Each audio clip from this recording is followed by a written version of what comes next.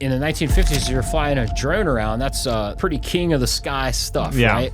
And so that's how America has kept our edge under all other nations until right around 2015, in that I was told 2 guys with a backpack was able to kill a tank commander from an allied force, and that there was $40 billion in assets sitting around and they couldn't stop 10 grand. Rob Thompson is the founder of the CUAS Coalition, a 3rd-generation commercial pilot and one of the world's foremost authorities on aviation and unmanned aircraft systems. He also co-founded the Falcon Foundation UAS to advance UAS STEM education and energy sector applications, playing a key role in shaping the counter-drone industry.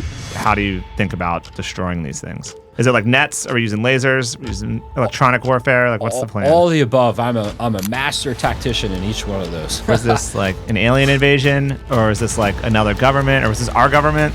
What I will say to this is,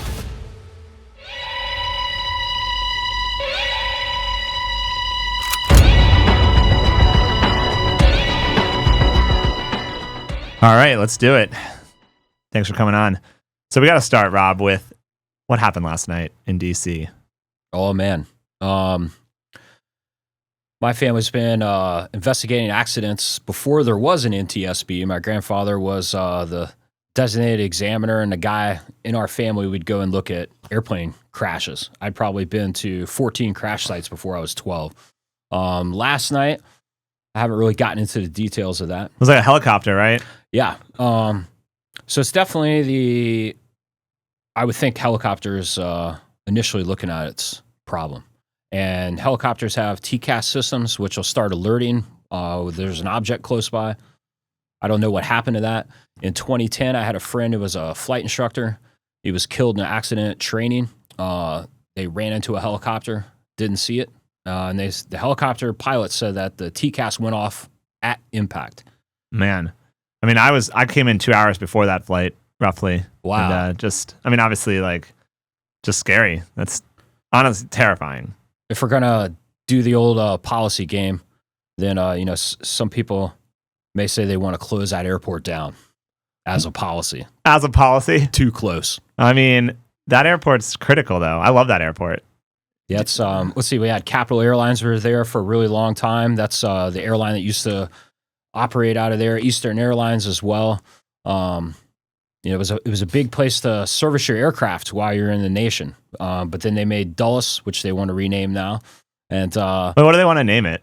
Well, they said Trump. The Trump Airport. Now, family rumor is my grandfather named that airport after Dulles because my great grandfather was involved in some of his rearing, what we sometimes call as a mentorship. Okay. So yeah, you were telling me when we were making a coffee, you're related to 30 presidents? Maybe more. Maybe more. Wait, does that mean all the presidents are kind of related? Some of them, yeah. I mean, there's been studies that have came out, but my second cousin's Thomas Jefferson, second cousin's George Washington, third James Madison. The list goes on down, out to about 9 cousins, and then I kind of stopped. Can you recite all of the Federalist Papers written by James Madison? No. Federalist Paper 10. Don't we wish? That would probably be a great primer, a 101 for a lobbyist coming up through the ranks. Yeah, come on. I make them memorize that and then take them through the halls. Come on, what kind of lobbyist are you? You can't recite the Federalist Papers. Let's go. Okay, so you do a lot of work on the Hill. You do a lot of work in D.C. You're a lobbyist. You started the Counter Drone or CUAS Coalition, right? That's correct. All right, tell me why you started that. Well, I became a consultant to a lobbyist in that I wasn't a lobbyist. I was a technical consultant, and I had 3 attorneys, all licensed in D.C., Virginia, Maryland, the rest. We were a lobby firm under, 501c4.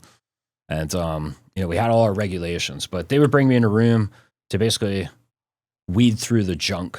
A certain company would want to do something that was prohibitive. First, it was just commercialization. We helped to write language for 333s that led into Part 107.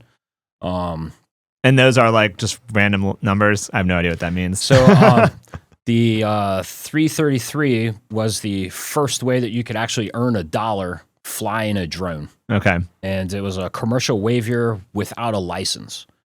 So then we created the license program for 107. During that time from 2015 to 17, it was mostly about commercialization of drones. But within all this, intelligence agencies, security, law enforcement, and the FAA were telling me about all these, counter drone issues that were coming up. And I thought that was pretty interesting. I never really thought of it. And that really got my mind going. And ever since then, it's always been about counter drones now, not really about the commercialization. The people that are pushing commercialization, they don't really know that much about aviation regulations. In that, my grandfather helped to establish a lot of those rules. My father's a mechanic, and I'm a pilot and a mechanic. And so, just sitting around the dinner table for us was, steeped in aviation. Yeah. So zooming out then, what are the ways that I guess that federal law enforcement is looking at countering drones today? So one of the biggest places that I was hoping for an impact was at the prisons initially, because there's absolutely no reason a drone should be around a prison. And the FAA had a lot of problems with that.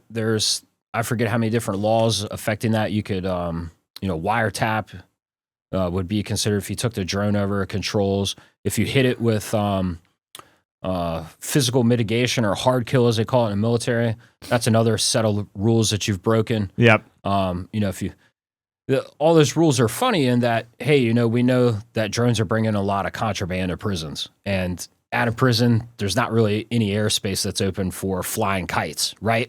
Yeah. So you would think you just go over and make the laws that way, but I was told no by the FAA. I was told no at the Department of Defense by the Office of the Secretary. I was told no in Congress by several members, and it really didn't seem that sensible to me. So I went back and reapproached the issue as, soldiers are going to die on the American grounds on our soil. Yeah. And they can't protect their own base. And so that sort of resonated with people. Hey, you're on a military base. If you moved next to the military base, like let's say your property is right there, and something crashes. Hey, that's on you. You moved, there was a military base. As far as a soldier, they weren't allowing them to do anything. If a drone was flying around, you could basically tell them where it was, and that was all. So in the NDAA 2018, we did about 18 months of campaigning to organize and educate everyone so we could come together and at least protect the soldiers at U.S. bases in the United States. Yeah, and the NDAA, for the listeners, is the National Defense Authorization Act. That's Jack, correct. how am I doing on explaining? Great. I know. So as he was saying earlier, Luke's my co-founder of my company, and he's always listening to every episode instead of actually working. And I was like, dude, you should be working on our product. We're trying to make a hard kill solution. And he's like, no, I'm listening to the podcast and I need to critique you and tell you that you don't explain shit. And I was like, so this is for you, Luke. Perfect. Okay. So yeah, okay. Back to this. So your 2018 NDAA got some language in there, but like today though, like zoom out, like forget about the lobbying for a second. Like what do you see is happening on our soil? And like, how do you think about destroying these things? Like well, what is it, like nets? Are we using lasers? Are we using electronic warfare? Like what's the plan? All the above. I'm a master tactician in each one of those. But you cannot forget that what's different now, 2025 versus 2018 when I did that was, I knew not enough of the regulations had been passed and that there was going to be a second time where I was going to be needed to come back. And that time is now. And the reason it's now is we have, New Jersey State Police shooting at aircraft in the air. They don't know. Wait, what was going on there? Like, whose aircraft was that? I have the ability to be able to look in the sky because of my family, and I've been doing this my whole life, tell you how high something is, and I'm familiar with all the drones, even some of the stuff that is gray area stuff. It seems to me the police shouldn't have been shooting at aircraft no matter what. You think so? Or even lights in the sky because, that's illegal for one.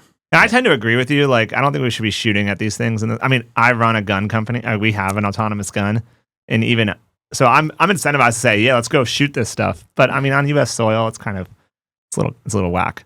Yeah, if it was let's say an air base or a military training area or what we call a military operations area, something like that, that's totally different. Yeah, totally different. You were warned, you saw the signs, you crossed in. But do you think these were hobbyists, or was this like an alien invasion, or is this like another government, or was this our government? What I will say to this is when I saw the videos, I saw some incredible AI generated, computer generated stuff. I also saw what looked like hobbyists. I also saw what looked like military aircraft that were small UAS that are flown. And I also saw some stuff that, hey, that might be classified. Yeah. And if it was, I've never had to sign anything. But, if it is classified, you're not supposed to talk about that. No. So you're not really going to tell me, obviously, but it might be classified. Considering who my family is and who I am, people should know that I can be able to distinguish between that. Well, I like conspiracy theories. I don't necessarily believe in them all, but I want to believe. It's like X-Files. Okay. X-Files. I want to believe. So my family's intimately related to all this stuff. There's this new talk out. If we're going to get into the UAP segment to speak a little bit, and let's keep that short. Yeah. My family helped to develop the company TRW. The first T in that is for Thompson. That's us. We make machine guns and satellites, all kinds of stuff. They're now trying to say that as a crash recovery team company, like the first one. I don't know so much about that. My grandfather never talked about that. But if there was to be one, then all the evidence would kind of point that, yeah, that would be the one, because they're making all the really top secret stuff. And yeah, that makes sense. And obviously this is totally unfounded, but one thing I was thinking in Jersey was, maybe the government wanted to see what the population would do in response to a drone invasion. Sure. Like a study. Sure. Now, personal opinion, I don't have too many in this, but I've read a lot of stuff that says, one side said that America has some special craft and so does China. China was out there just showing us what they got.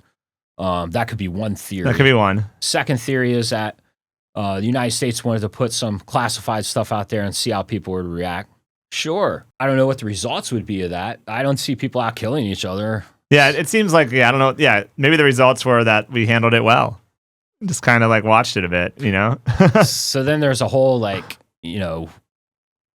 guess another category of we don't know any of what that was. Yeah. So where I'll start with that is it's a huge range in that when I was scrolling through social media, I saw a guy taking clear clown balloons and putting little tiny glow sticks in them and letting them loose. And boy, they looked really crazy in the air, floating away. And so you have that guy all the way up to, hey, I know some people with FPV stuff that fly. Maybe they're even in the IC. Maybe they're in the military. They heard about all these drones. Maybe they want to check it out. Or maybe it was even, I don't know, let's say organized. That a couple of bands of people who work out of vans rolled up to New Jersey and said, hey, let's have some more fun. Or like pranksters or something. Sure, sure. Yeah. Yeah. We can't rule anything out if we're going to, think that this is from inner dimensions or outer space. We got to think there's some, crazy guys that's following this that's just having a good time. Yeah, that's true. All right, so essentially related to all these presidents and with your background, so Jack, pull up the 16th and S, like the Freemason building. I need to ask you about this. This is one I used to live by this building when I was stationed here in the Navy. Sure. And I want to know if there's a tunnel, like 16th and S Street. Do you know what I'm talking about? The one up in DuPont? Is this it? Oh, I've been there. Oh, of course. See? You have. Okay, pull.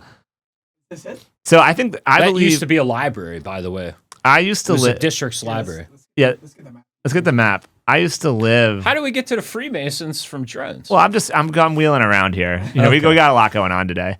We're on one today. Okay, I used to live right next to this. Oh, cool. When I was stationed in the Navy, and there was no one. I would observe this for years, and no one would ever go in or out. Oh, I did. I assume no one ever walked in that front door. Oh, I did. You just go up and knock on it. Oh, well, you could. Well, I can't. They wouldn't let me in. I'm a nobody. You might be in the bloodline, though. Wow. The bloodline. That's hilarious. Wait, okay, so is there a tunnel that goes under this to the White House? I couldn't tell you. But I couldn't tell you. But I'll tell you this. My grandma spoke about tunnels under the district, and this was before the metro.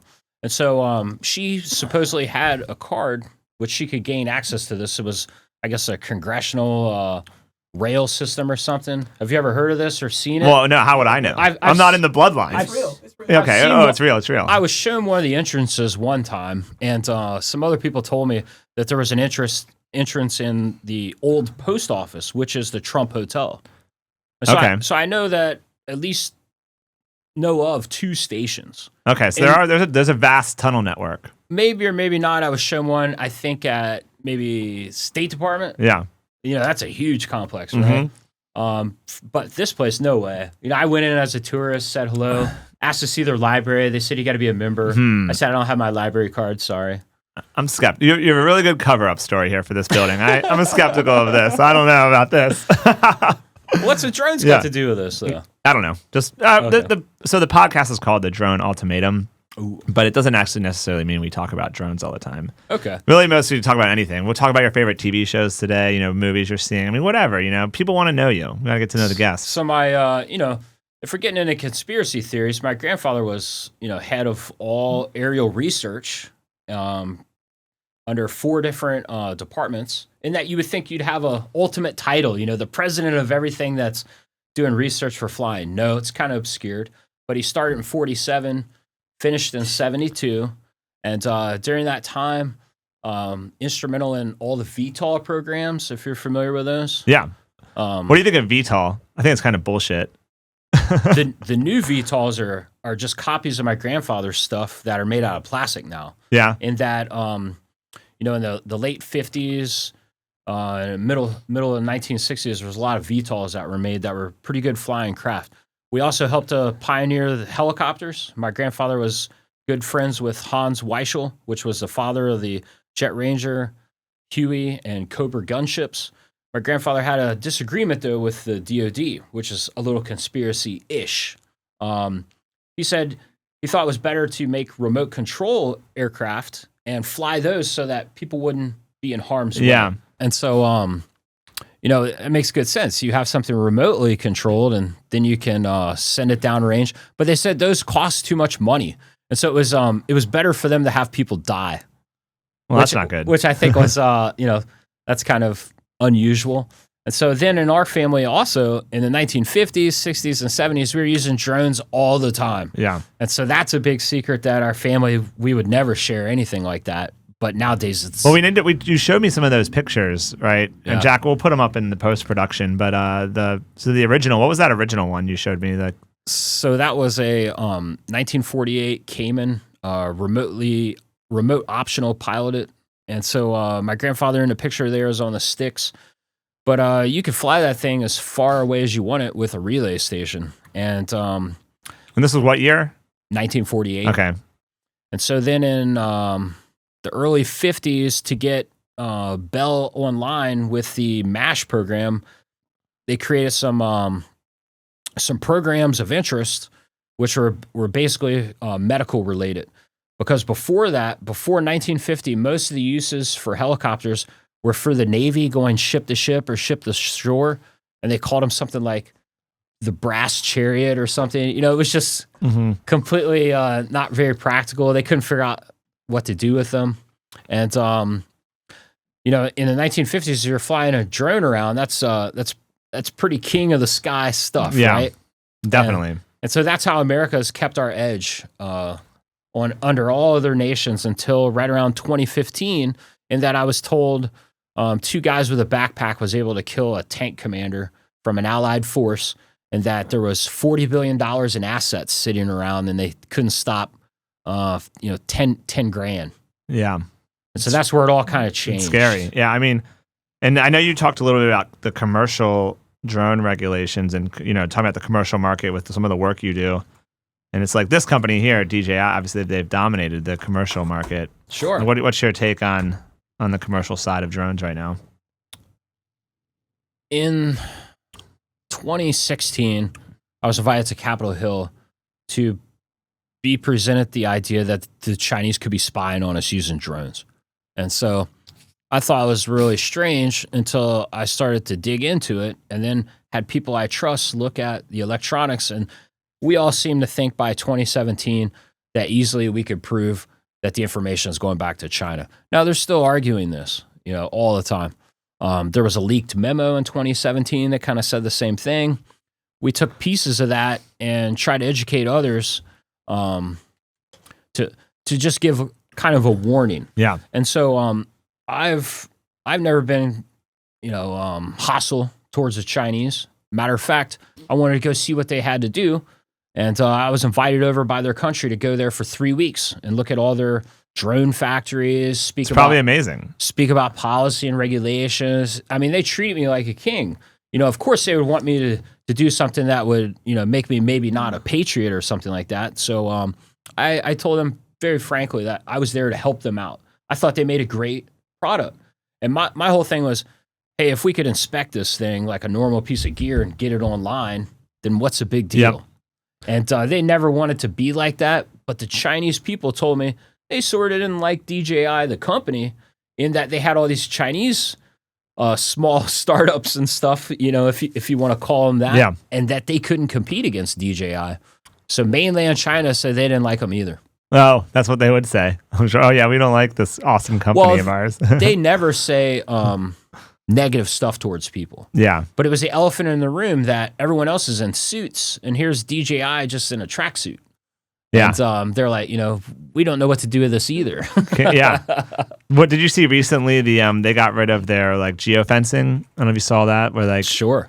Where now you can fly them anywhere, and now, it's up to the user to fly, not to fly them in the no-fly zones. Let's say this. We're not at war with China. Let's say the Secret Service calls our guy from China. Yeah. Hey, we got this issue. We know that your geofencing isn't that great anyways.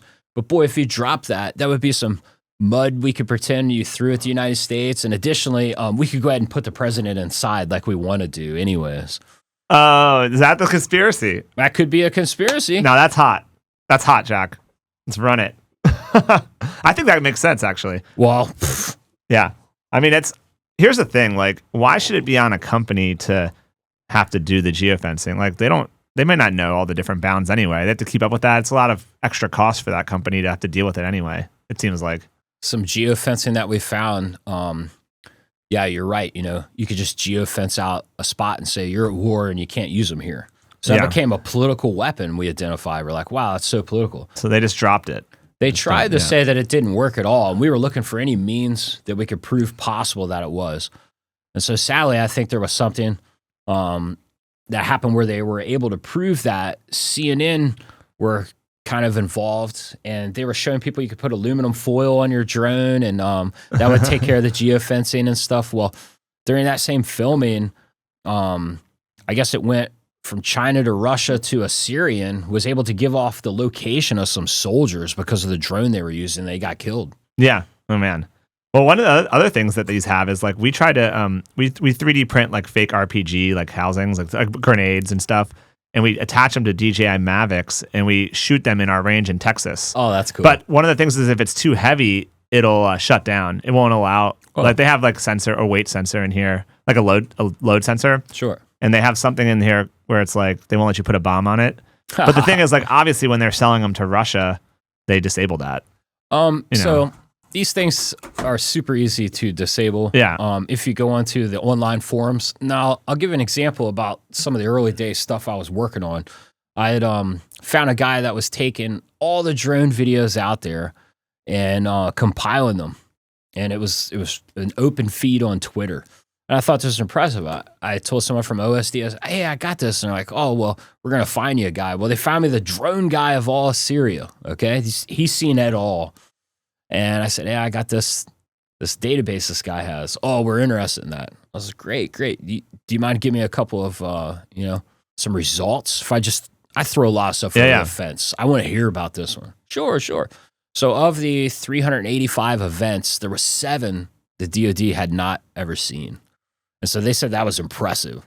And one of them led to a door knock, and I'll leave it at that. Okay. And I thought that was amazing. And so, the disconnect was so huge with these things. And so that's really where I found out that there was a huge disconnect that, there were 7 things online that they had completely missed. And it led to someone's door being knocked on. Do you think the American consumer drone market can catch up, or are we just done? We can, and we're not ever done. You think we can? I'm related to all those presidents because we're stubborn and mean, man. We didn't become patriots for being nice. But who's making consumer drones here? Do we have any companies? We could flip a switch and do that. And now, to me, it seems it's not technological know-how or even funding. It's the sheer willingness to do it. Yeah. And so people do these things kind of strangely. Okay, so you want to sell something to the military, there's a whole process for that. You want to sell something to your consumer market, there's a whole process for that. The process is more cumbersome than the actual product, so a lot of people are like, I don't even want to deal with that product. Yeah. The FAA and toys, I mean, it's so crazy. So you think we could just do this? That's a hot take. A lot of people think we can't. One of my friends, though, Dhruva, he was on the podcast twice. He runs a company called Deterrence. They make primers. Shout out, Dhruva. He says that his theory is that Tesla is going to get into this market. Elon's going to start making DJI competitor. In 2014, we could have did all that already. Yeah. 2 years after that, in 2016, was the FPV kind of movement when it first began. Like at that time when I was FPV flying, there's maybe 200 people in the United States doing that. They were sort of having meets on the West Coast, and then by 2016, maybe 500 people in the whole nation flying like that. At that time, if you were to stop it, that's where we are in the Ukraine today in technological advancement. Yeah. So in 2019, I got a picture. I'm standing beside it's basically an older DJI. I can't even remember her name. It's so old. But anyways, it had a 9mm, had a 5.62, and also a mortar on board, and you could do FPV targeting with it in 2019. You know, you deploy that out of a suitcase or something, ready to go. They still don't have those in the Ukraine. I'm waiting for my AK flying down to start shooting people. AK, yeah. Their innovation factor is low. It's as low as the Chinese. The Chinese didn't really innovate a whole lot. They're getting a lot better at it, but they're so much more efficient at building stuff cheaply. And yeah, like what are they optimizing for in Ukraine? Just cheap bombs, right? They're just trying to like put a grenade on it and hit it. That's all they care about. Yeah. And so, I mean, they have like the fiber optic cable stuff, and now that's a big advantage now if you're using those versus when they weren't. So let's talk about countermeasures. Countermeasures in a simple phrase is it's cat and mouse. Each time that the mouse wins, the cat gets better, and the mouse wins until you have a paradigm shift. Yeah. Okay, using the fiber optics, sort of a paradigm shift, but not completely. So using electronics and EW equipment to stop a drone can only go so many iterations out until it's a non-factor. So you go between hard kill and then a soft kill with the electronics. The fiber optic cable eliminates any of the electronics. So they say. Now you can take directed energy and shoot this thing with a laser. Yeah. And any of the places that's not shielded, like those open motors and stuff, will be just enough to crash it. Yep. So they say you can't touch them, but they're wrong. You can hit it with a laser. I believe that. They're thinking 2016. We don't have that many good laser products, though. Not yet. People are working on it. So we've been working on lasers for 50 years, though, just so you know. I saw this thing that I call a garage beam, and they 3D printed this gun thing with all the special laser on the inside. Yeah. Well, it was cutting carbon fiber. I think it was a 1/2-inch thick carbon fiber, just like you would like. How many meters? How far away? Probably about 5 meters. Okay. So right, pretty close. He was using a backstop, which was a metal vise, and he cut that carbon fiber like it was hot butter. Yeah. So you could cut the blades off these things easily. But that's 5 meters. At 100 meters, the laser attenuate. You know, the laser power might not be enough. Who knows? On the same laser, you could also send what I would call radio interference, which would do the same thing to kill these motors. They have yet to make a shielded motor that I can't stop with $100. All right. Pull up Bullfrog, Jack. Go to our website. This podcast isn't an ad for my company, but I feel like this is just relevant here. Sure. What do you think about here? Scroll down to. What do you think about this bad boy? Yeah. Now this is how we're gonna do it, bro. This is why I contacted you guys. Look at this thing. I mean, we're popping them. I was a machine gunner, and my family made the Thompson machine gun, for instance. I just love this thing. Wait, that's what Thompson comes from. Like you guys made the Thompson. So that's awesome. Here's a little history. John Taliaferro Thompson, who I hate when historians, when they get angry at me, I tell them his first cousin was Booker T. Washington, which the T is Taliaferro as well. They hate that comparison, but Charles T. Thompson made the Thompson machine gun. My grandfather's great uncle was Charles Thompson, who was the first cousin of John T. Thompson, who made the Thompson air races, Thompson trophy, and the valves. Without the Thompson valves in the Wright brothers' motor, it would have never flown. And so they took the valves, created that company. Then it went into Northrop Grumman, and then my dad got involved later, and then it's TRW. It's all these different companies my grandfather helped us start. That's dope. That's so dope. So yeah, our idea here is, look, you can defend against EW. You know, maybe you can shield against a laser. But you can't stop a bullet, dog. Yes. You can't stop a bullet. Hard kill. This is some real hard kill. Now, probably wouldn't be safe in Jersey. Yeah, it would. I mean, maybe Chris Christie gives us a couple of zones where we can shoot and the bullets can land. Like if they miss, you know, something like that. Yeah, you only have to worry about where a drone falls down at. And Yeah. That sort of brings me to one study about blimps and LTAs.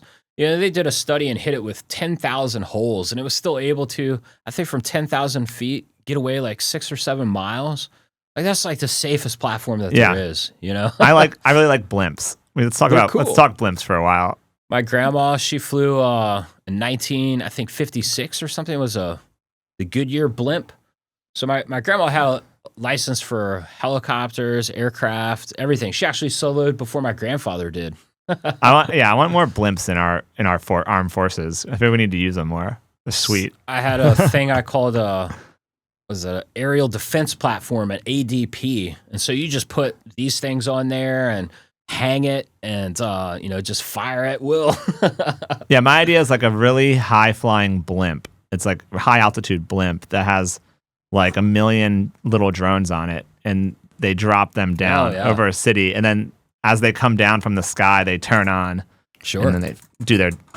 They wreak havoc. I've got ones that go into water. I've got ones that can fly down and then create another smaller LTA, and you just keep on going with the mothership concept. The mothership concept. Yeah. It's like I played a lot of StarCraft as a kid, so the carriers, like the Protoss carrier, you got like the blimp coming in, and then it drops all the units down, and then just gets everyone. Yeah, I feel like some company's gonna make that. You know, probably not us. We're working on the guns, but anyone out, any startups listening, get on the blimp train. That's where it's at. That's where it's at. Or high altitude weather balloons, like a weather balloon, kind of going through the Gulf, using like the different like aerial streams, and like it navigates it. You can kind of change its altitude. Yeah. And as you change its altitude, you can get into different like streams and try to like navigate that way, and then you drop the drones from the weather balloon onto the city or whatever. What do you think of those Chinese weather balloons? They said. Oh man, I mean, didn't we just blast it with a missile or something? What did we? I think Biden crushed it with like some like $500,000 missile, or I'm not even sure how we took it out, but it seems so strange. I saw close-ups of it, and it wasn't very high. Do they have a picture of that the Chinese weather balloon? I need to look at it.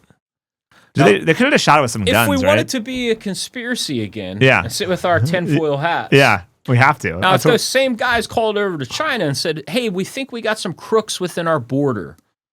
Now, we'd need the NSA or a federal investigation protocol. But if we just told the Chinese we think these crooks are down here, and they flew that balloon over and then gave us the info for maybe some other info, I mean, that would be, happy family, we would say. Yeah, here it is. So, like, I think we could have just shot this with the machine guns on our fighter jets, right? I don't know if we had to shoot it with a missile. I think they wanted to do some missile testing, though. I mean, I'm sure someone's going to fact check me and be like, we didn't shoot it with a missile, Steve. There's going to be some YouTube comments. Recovered by what is that? Hovercraft named the Carter Hall, USS Carter Hall was the one that picked it up. Jack's our fact checker. He's like, did we actually shoot it down with a missile? We don't know. No one knows. Oh, yeah. Here we go. Biden. Let's see. Airspace over Idaho. Oh, they hit it. Okay, I was right. Yeah. We shot a Sidewinder missile at this thing. I think they honestly just wanted to test the Sidewinder, probably, like, as an opportunity. Yeah, but shot one over there. Yeah, I haven't shot one in a while. Yeah. Did you see the news about we shot our own like plane, like the one of our ships? Happens all the time, sadly. That is sad. Like, actually, that ship that was the Gettysburg that was my sister was the nav on that. Not during this. Like back in the day, Commander Simone. Cool. So she's actually getting out of the Navy soon. She teaches at the War College right now. Nice. I'm trying to hire her. Because I want to make a family business. That's what you got to do. do. It's a family Italian. This is for gay. It's a family Italian business. We gotta. We're not really Italian, but it's You got an Italian. I feel you got an Italian vibe though. I got a vibe. Yeah. Yeah. Come on, Steph. Join the company. I don't know what she'll actually do in the company, but we'll figure it out. Yeah. So we shot it with a Sidewinder, but it does look sweet. That was a nice weather balloon. What do you think they were doing with it? Just a mission surveillance test, see how we respond. Yeah, maybe it was some crooks in the United States that we couldn't really get to. Maybe. I mean, I think that there's also an element of like, you ever see those, what are those like Chinese candles? Like the ones like a lantern? The lantern. Yeah, Chinese lanterns. The lanterns. Yeah. It's like, they were just doing this for fun, like the lanterns. Well, they actually claimed that it was Chinese amateurs or something, right? Oh yeah, of course. At the end of it, they said, "Oh, this is a high school team or something." That is ridiculous. A high school team. Because the balloon, if you go back up, Jack, it looks very sophisticated. Doesn't look like a high school team's making this. Like that thing does not look like somebody made by a high school team. Like that looks. I mean, there's like it's like holding underneath of it like some pretty serious electronics. It looks like. It's not a great photo. We'll find one later for the post production. Yeah. So how much of your time would you say is split between domestic versus like war, like for the coalition that you run? So it's all been domestic. It's mostly domestic? Yeah. Yeah. But I have been pulled onto projects, not for pay, that has allowed me insight into the intelligence community and exactly how, we're being attacked in various ways that eventually trickles out into the news and stuff. But they sort of let some thinkers think on it a little bit to see, hey, can we come up with something before we start telling people this is the newest fear? I mean, I think the thing you said about, so since it's domestic, let's go back, like the thing you said about jails and prisons, I think it is serious. I talked to the Department of Corrections in Florida, and I talked to Rikers in New York, and both of those facilities are terrified of this. It's like dropping in cell phones, contraband, weapons into the prison yard or the jail yard. Sure. It's just it's tough. And like, what are we going to do to stop that? I mean, some people are saying, why don't we have like drones with nets? We like interdict them and like net them. It seems so easy to fix unless we were to put our tinfoil hats back on and think that the guards actually want these things to come in there. I mean, maybe because the guards, a lot of times, if you read the study, it's not even a tinfoil hat. My best friend from growing up is a professor of criminology at University of Cincinnati. And he's shown me the data. Like, obviously, a lot of times it's a dirty secret. A lot of the guards are, making money doing deals with. What's the only way you can get in is a crooked guard. So they just attack that variable. So they're just, now they get to be hands off on it, and they can look the other way or something. So there's equipment that I know of that can easily tell you if there's a cell signal going on and stuff. They weren't even interested in that kind of technology at a lot of these places. And I said, well, we'll just save that for another day. Yeah. So how do you feel like, obviously you're kind of there, that's where the action's happening, like maybe in the prison yard, and you're doing policy. Like, how do you feel like your policy can really affect change here? Like, do you feel detached from it, or like, where do you feel like you're moving the needle? No, we'll be moving the needle again. They generally like to pin it on someone that doesn't have any attachments to much, and that would be me. Yeah. I'm not with a big corporation. I know all the corporations. I know all the policymakers. It has to be advanced enough so that we can hard kill mitigate things, which that's where the policy stopped. They didn't want to get into that. Whether I'd found some loopholes that made people feel that they were embarrassed. They said I'd done enough work then. This looks great. I couldn't believe that actually anything was going to be passed at all back then. Looking at it now, it seems that we didn't do enough. Yeah. Do you think now they're going to change it more? You guys working on more hard kill, basically? More authorizations for law enforcement. Yeah. Military again.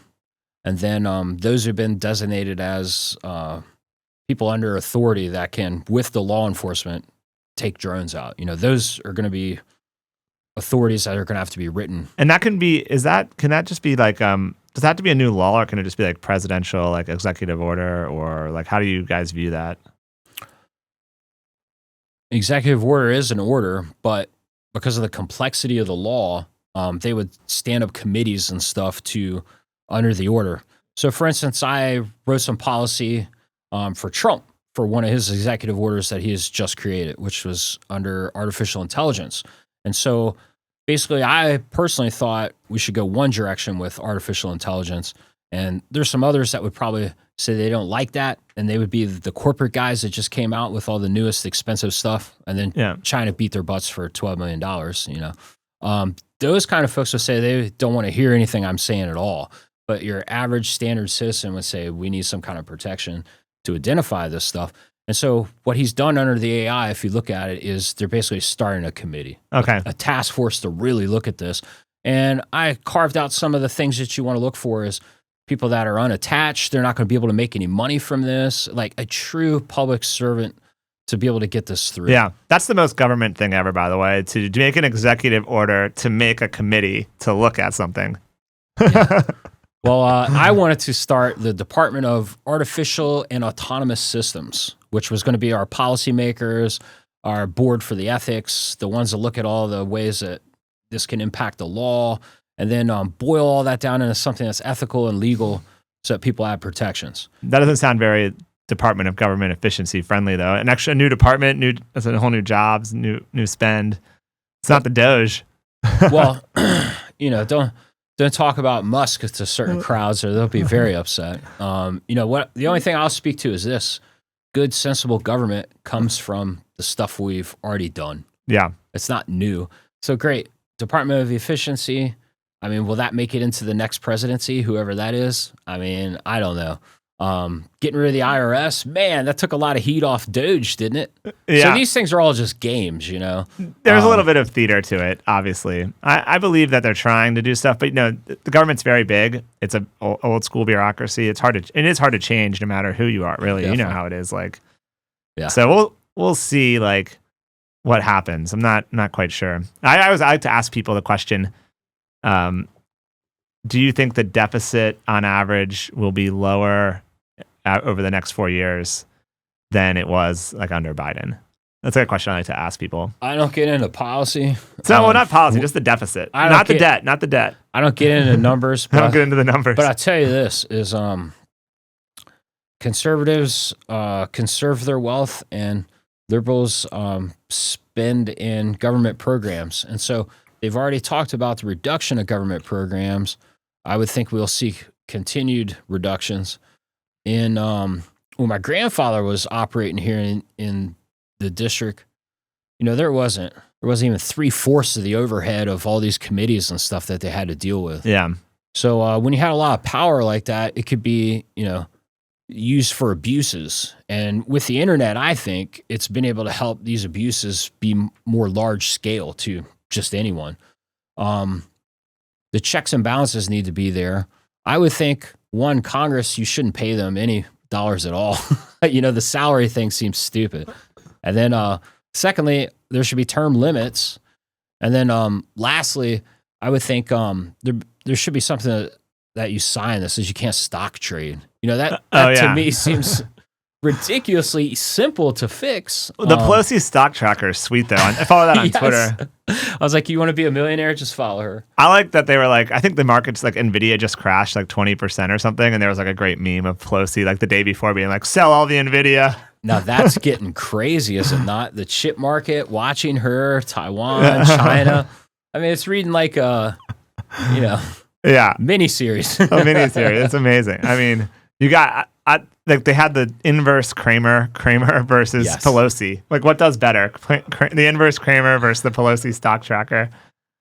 This is what the people listen for, Jack. It's not about the drones and all the war and they want to hear conflict. They want to hear how to get your minigun installed on their house.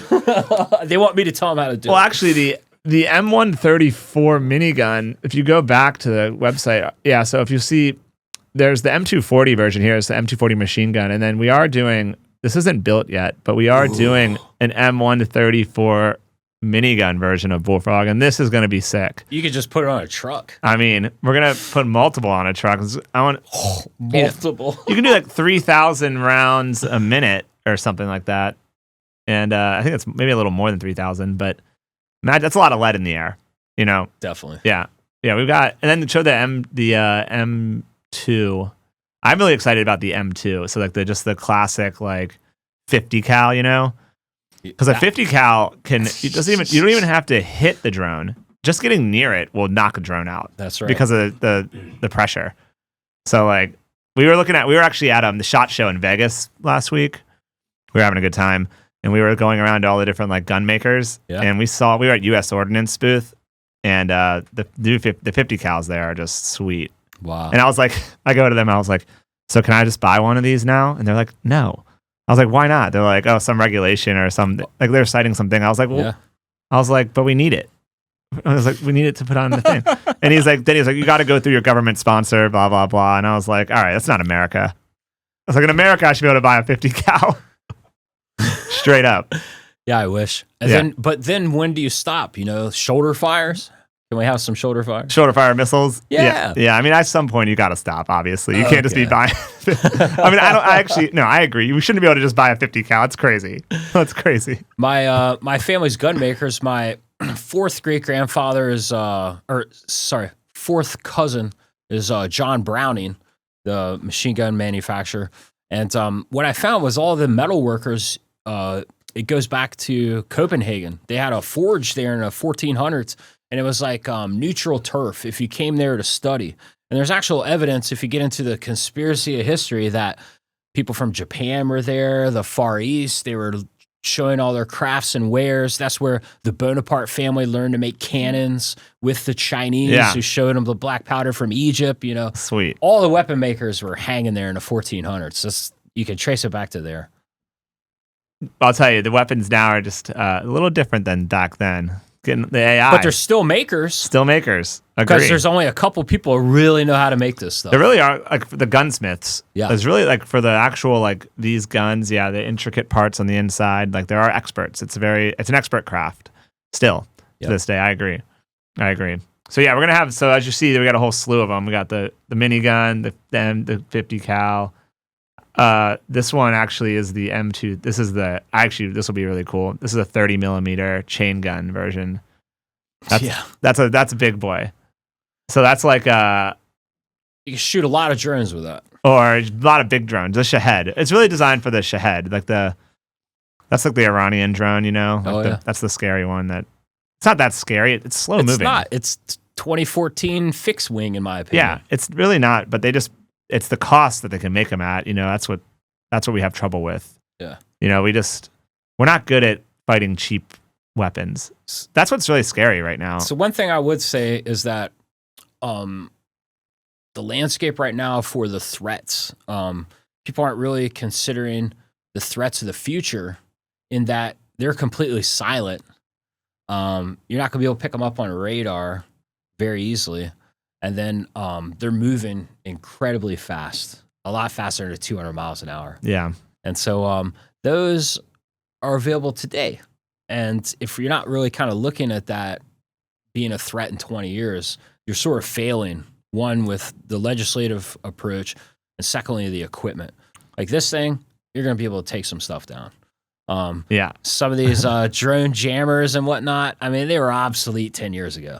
Yeah, the jammers are, I would prefer if the jammers worked. It'd be nice. Wouldn't that be cool? It'd be great. Because like the jammers are safe, but it's just hard. It's hard to jam them. I mean, you can jam like a commercial drone, like pretty easily, you know, mostly because it's on we know like the bands they're operating on, like the frequency bands, but it's hard to do it with the military drones, especially with their frequency hopping. And the Chinese showed me some amazing capabilities that I immediately came back and showed all my friends. I said, this stuff is ridiculous. And their jamming and understanding of electronic warfare is so much more advanced than your just typical soldier even. You know, they really see it as the next level. And so do I. If you can manipulate the C2 links on things, then, you know, you have the control. You own the domain at that point. Yeah. Actually, Jack, pull up the drone buster. This is like I I think it's like an Australian company. They're trying to image is fine. So like this is like they just try to point it. They've got the drone buster here. Sure, I got a picture of me in China holding one of those. Yeah, I mean, like, I think that obviously this would be good if it worked. Also, I don't know why they have a human pointing it though. Like this should just be on our turret, like as a attachment. Doesn't even need a handle. It doesn't even need a handle. A robotic application would be better. Like to expect an army guy to like hold this up while the drone's coming in at him, killing him. That'd be terrifying.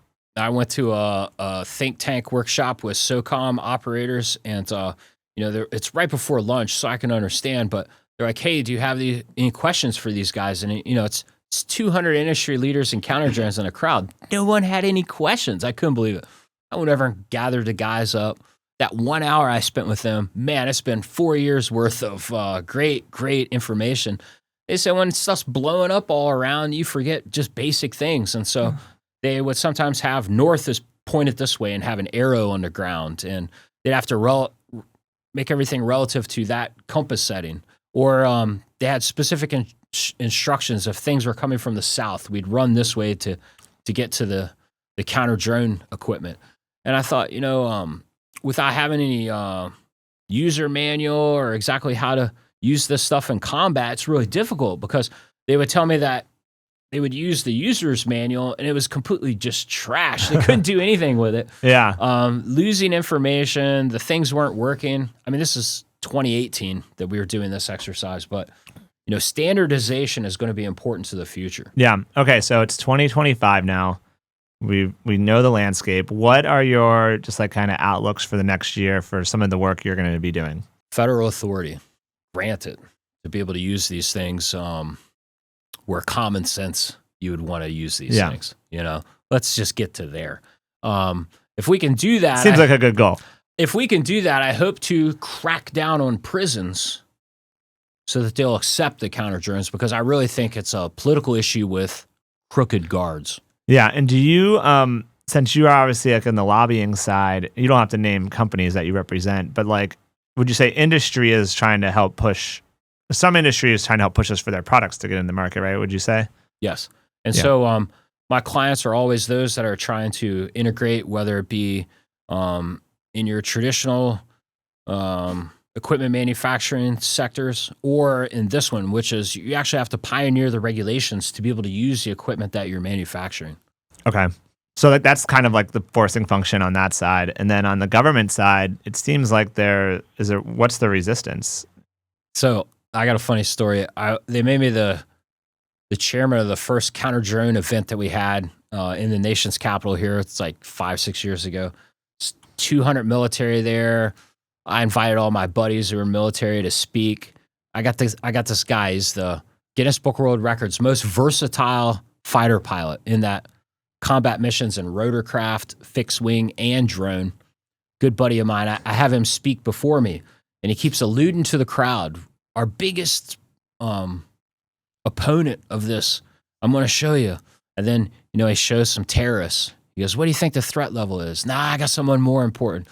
Keeps on going through the presentation. Well, he gets right up to the last slide and he goes, "I'm going to show you who the worst enemy is of all of counter drones and of the nation." And pow, it's the FAA. And these generals, I thought they're going to fall out of their chairs. That's pretty great. I laughed. I followed it up with, I asked them to turn left, look right. And when those people are dead, it was because of you. You didn't do sensible legislation to pass counter drone laws. And maybe that was why there was only one. I was the first and the last. That's great. In 2019. The gauntlet's been thrown down on the drone ultimatum. We need to get someone from the FAA on the pod to defend themselves. Oh, they won't be able to. We'll bring you back. We all come back for a brawl. Let me tell you, I've been to, as you can imagine, some of the most sensitive places around. But the place where they really shake you down the worst, and you feel just like either a prisoner or trash, is the FAA to go in that building. When you go inside that place, it feels like you're giving your firstborn. Not even close to like the Pentagon's experience, State Department, none of that. Just completely cold like a TSA, and like, yeah, we don't want you. And in my family, we've traditionally, even though my grandfather helped establish a place, has been very anti-FAA because they make a lot of dumb decisions all the time. Yeah, it seems like I don't really know much about the FAA, but it seems like they hold a lot of power over the airspace. We call them the paperclip or the notebooks. Monday morning notebooks are here.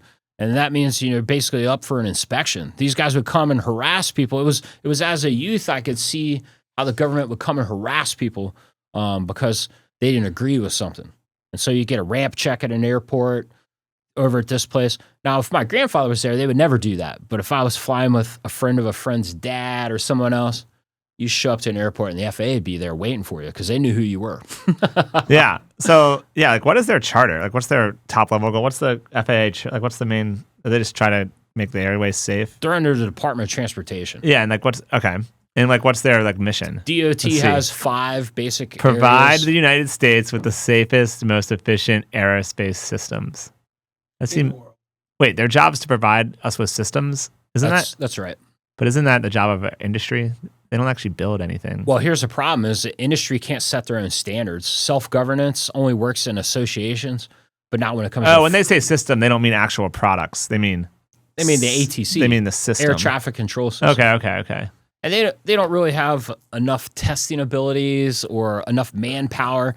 They've really become a glorified paper pushers kind of administration. Yeah. And I've hated all the last 10 administrators. They know this. This isn't anything new. They started to because I harassed them so hardcore that none of these guys could even fly. They start to bring back at least the last 2 have at least been pilots. All right. But we went through 6 people. They were not pilots at all. Oh, it's good to have a pilot at the top of this. That'd be nice. Yeah. So this is under the DOT. And doesn't Trump want to get rid of the Department of Transportation or something? No. Okay. I don't think them. So there's a hazardous component to that for, if you want to transport something that could be like a COVID thing or a nuclear, or it's just some cow poop or something, you don't want that all over the place. So that's pretty much, I consider, the safety portion of Department of Transportation. That and the accident studies, the crash studies, the that bar that they put on the back of trucks. There was James Mansfield. She was decapitated in a car accident. Mm-hmm. So on the bottom of all tractor trailers, they have that. That's what I think of for the DOT. They keep us safe. Yeah, I think that this is. I mean, I'll throw the FAA a bone because I know obviously there's a lot of problems with them, but this seems like a very hard problem to deal with for them. Got these things flying everywhere now. Sure. So they really messed up by getting in bed with DJI and allowing those clowns. Do you think DJI has captured this org? No. That's good. No. I fought them tooth and nail so that they wouldn't. You can't let them capture it. No. What do you do around the area? Where do you live, by the way? I live in the Shenandoah Valley. Okay, so you made the trek out here. I appreciate that. I did make the trek. Shenandoah is beautiful. It's beautiful. Beautiful. I love it out there. I haven't gone very much recently, but yeah, it's so nice. My grandfather said it was getting too busy here in 1972 and that they had maintained a home in Annandale for all that time since 46 until 72. They moved out there. And then I was born after that. And my parents and grandfather, they in the family business ran an airport out there. My grandfather was doing nighttime testing a huge aircraft in these farmers' backyard. They didn't like that so much. I found out later he was testing a remote navigation system that you could unpack in a box and lay it on the ground, and it was like an airport terminal. Nice. Which is pretty cool. That's cool. But out there, we've just kept a pretty low profile. Yeah. People don't mess with you. And do you fly drones out there? Oh yeah. Yeah. I haven't been flying as much as I used to. I used to FPV quite a bit. Yeah. And it was just wasting a bunch of time. That's all I was doing, man. I smash those things up left But you and get right. great views of the Shenandoah with it, I bet. Yeah. It's so nice. I think that's a good place to do it. What do you do out there? Like hiking, golfing, outdoor shit? I live on a golf course, camping, all the rest. I really am just a nerd. I like to dig into my history and stuff. It took years to figure all this stuff out and be able to recall that, anything that challenges me mentally. And then I enjoy good conversations about policy and stuff from the other, what I would call DC hideouts. The DC is this like an area where like they're all the DC hideout areas where you're at? No, there's just maybe 1 or 2 people in 1,000. Is in that category out that way. So it's pretty sporadic. Yeah. There's also a shout out to James Madison University. JMU. I saw you went to JMU. Yeah, that's a great school. Great school. Great it's school. It's almost as good as Penn State, where I went. Penn State, JMU. These are the greatest. These are like Ivy Leagues. So. Oh, I don't know about Ivy League. I always do that with investors when they're like, they ask where I like went to school or something, and I'll be like Penn State, and then they'd be like, yeah, I went to Penn, and I'd be like, oh yeah, I went to Penn State too. Yep. They're like, no, University of Pennsylvania. I was like, oh yeah, no, Penn State, I get it. Like, just play dumb with them. That's VCs all went to Penn, not Penn State. So I'm always that's like Virginia Tech. You got to mess with them though. You got to just be like, oh yeah, that's a good school, just like Penn State or whatever. It's just like whatever. That's hilarious, man. The investor types, Well, Rob, I really appreciate you coming on today, man. Cool. It was a blast. I think this is one of our best. Thanks, dog.